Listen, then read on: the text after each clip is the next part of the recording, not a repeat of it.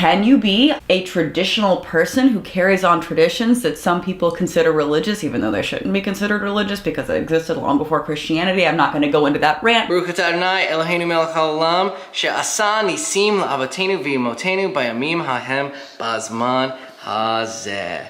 We did it. We get to light all 8 candles tonight. Yay. That's it. Wait, she's religious now? That's pretty sweet. I'm very excited to have the pride. I apologize if there's any hate crimes. Happy to be loud and proud. I'm not white, I'm Jewish. I'm not white, I'm Jewish.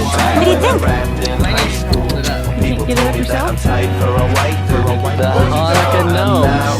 Because that's a new trend. I'm not white, I'm Jewish. My husband is Jewish and we have been celebrating Hanukkah. We do all the traditional things. We light the menorah, David says blessings, and even though he has multiple times over said that he doesn't personally believe in God, but that he aligns with the cultures and traditions and that feels very much a part of him, we've explained this many times over.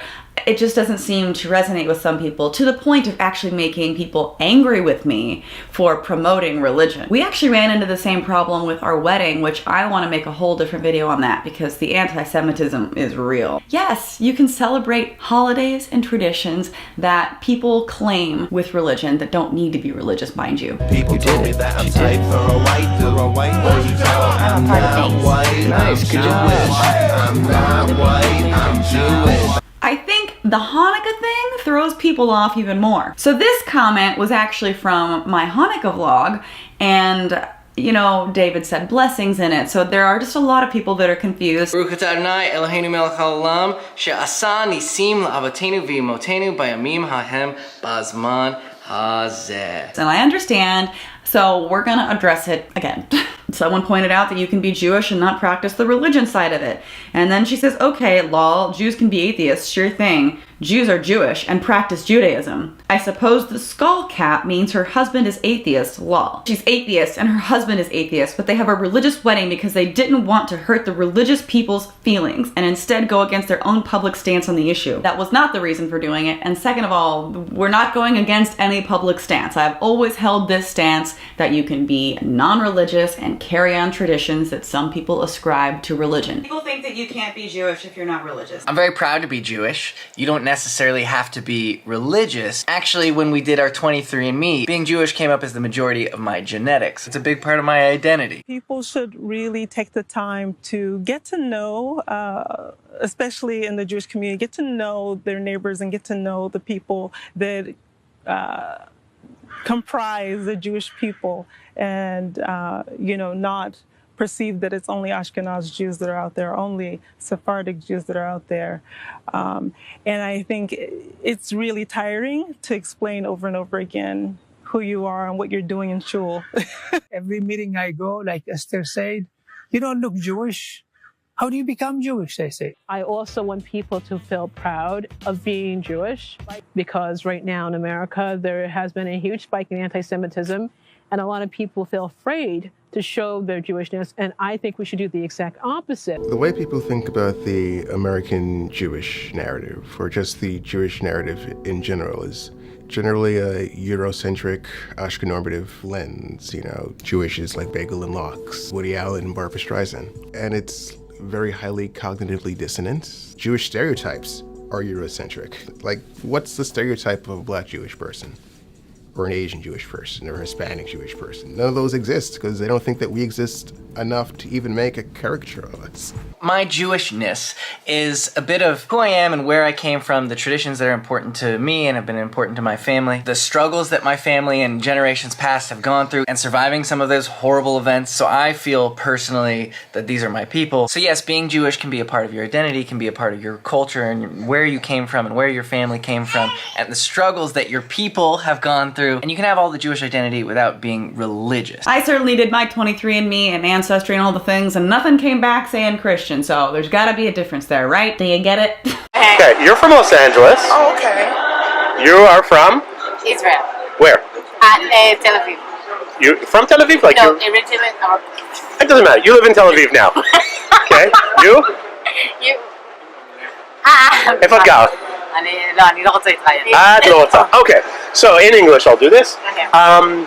I get a frequent question from black Americans. Oh, that's me. Yeah. Whether you're looking fab. Okay. Whether or not it's safe for black people to come to Israel. Oh, wow, please. Yes, of course. Because the perception is the Israelis are really racist towards black people. So, you want her to talk or you want me to talk? Go for it. How long have you been here? I have no idea who you are. I just heard you speak Hi, my name English. is Halev, and I have acne. Don't look. But I'm here 3 years. 3 years. And Cool. yes, Okay. אני עשיתי עלייה לפני 3 שנים. Fit. She made Aliyah, yes. Yes. And I mean, it depends if you're doing a comparison scale. But I mean, I think people don't like people.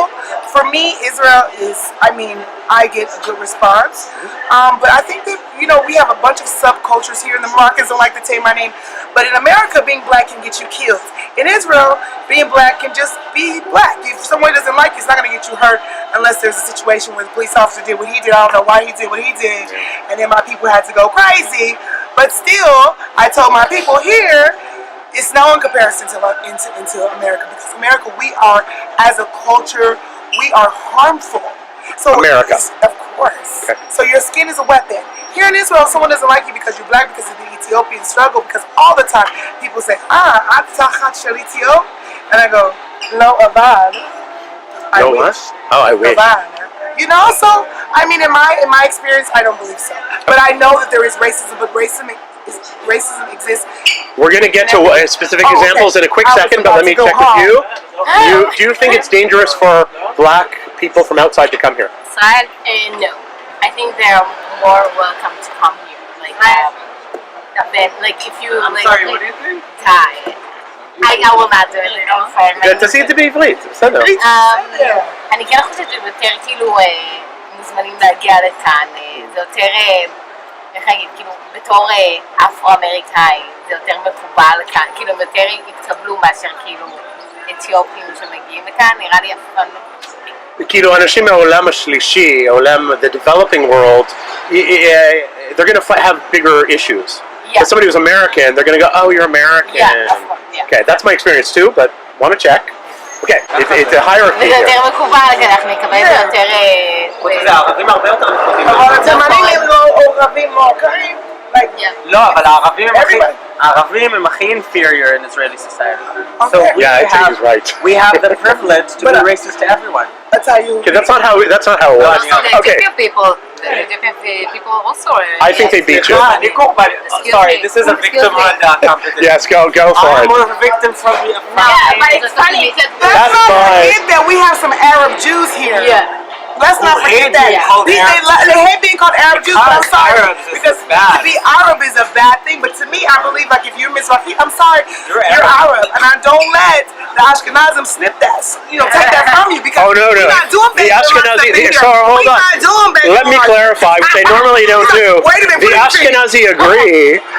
However, the Mizrahim don't agree. And if somebody was married to somebody, they're totally Arab. Yes. There is not now, and there never has been, a genetic definition of Judaism. And DNA technology is improving all the time. There will be a test one day to establish how many of your ancestors came over on the Mayflower, how many came over with each successive wave of ships that crossed the ocean from Europe to the United States of America. And if we want to, we can generate new traditions and new implicitly racist cultural identities out of this knowable history. There is no genetic code that defines who is a Puritan, who is a Quaker. But we can know, and the testing is getting better all the time, exactly how many of your ancestors were Puritans and how many were Quakers when they got on board that ship and decided to participate in the merry little history of slavery and genocide in the colonization of North America. There's no genetic definition of Judaism. What we have instead is a stereotype some people look stereotypically Jewish, and they're persecuted for it their whole lives long, no matter how many times they disclaim and insist that they're an atheist. And yeah, I would know, because I'm one of them.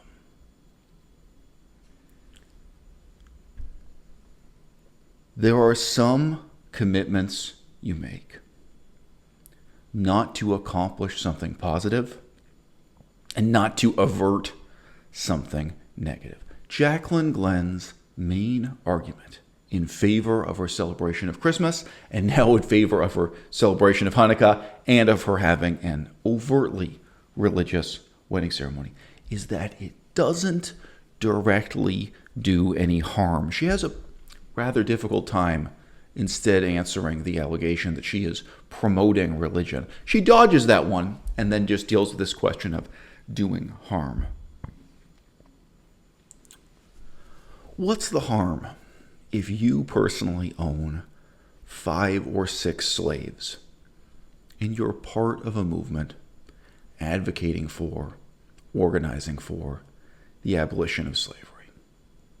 Why should you have to endure the privation of suddenly not having any servants, let's say, within your own house, cooking, cleaning, taking care of you and taking care of your children? And why should your servants suddenly lack house and home and employment and be cast out into the streets just because you ideologically, idealistically support the prospect of one day in the future living in a world without slavery? The refusal to employ slaves yourself, the refusal to profit from slavery, the refusal to engage in the slave trade for you as an individual. It may not accomplish anything positive in the world. It may even, in a particular case, it may have some very minor negative consequences.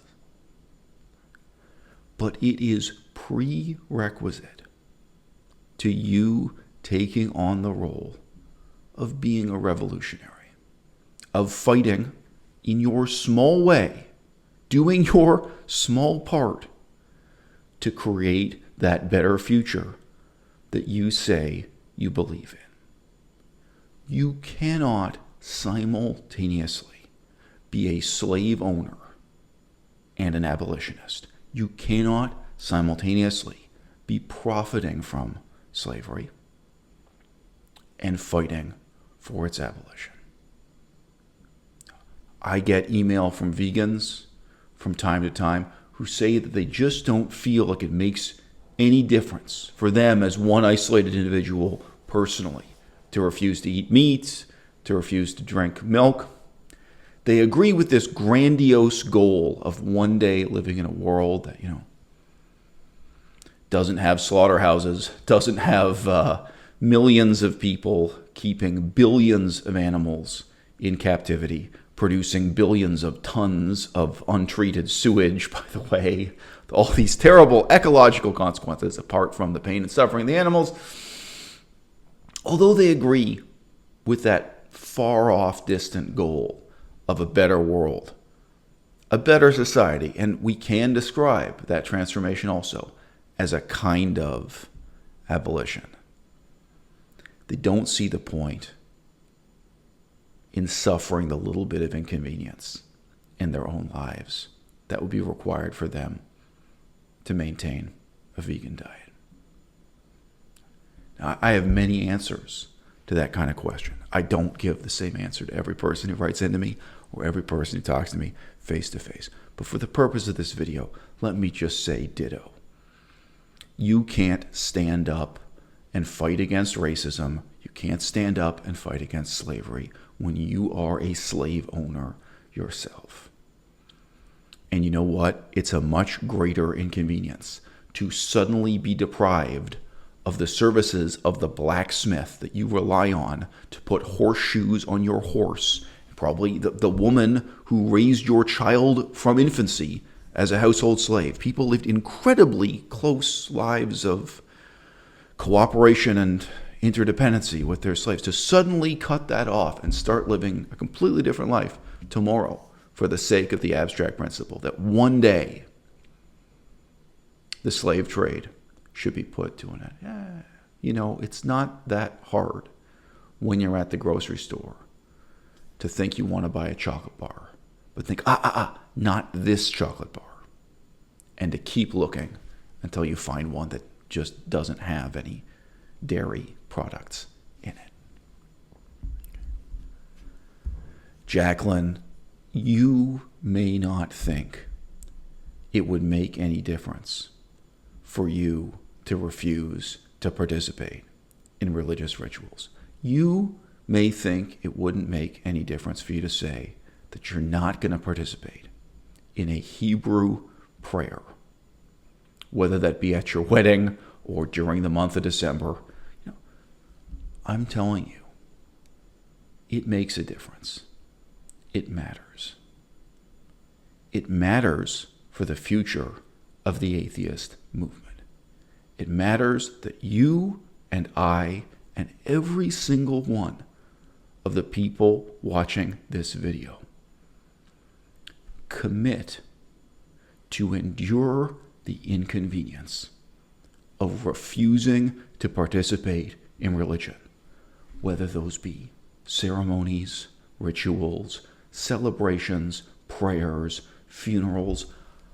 I have refused to attend political events that had nothing to do with religion just because they were held in a church here in Canada. And I wrote and let the organizers know, I'm not setting foot in a church that committed genocide here in my own country for all the same reasons that I don't go and hang out with neo-Nazis at a neo-Nazi rally, even though it may be that not a single person at that rally, not a single person waving that swastika flag actually has any blood on their hands from any hate crime. They didn't participate in any of the atrocities of World War II. Yeah, well, if you guys are celebrating it, guess what? I'm not going to celebrate it. I'm going to endure all these little inconveniences and much more, just so that I don't disqualify myself for the small role that I can play in that revolution that's to come. And if you add it up, you and you and you, if each one of us just has a little bit of that revolutionary spirit in us, if each one of us is willing to do just our small part,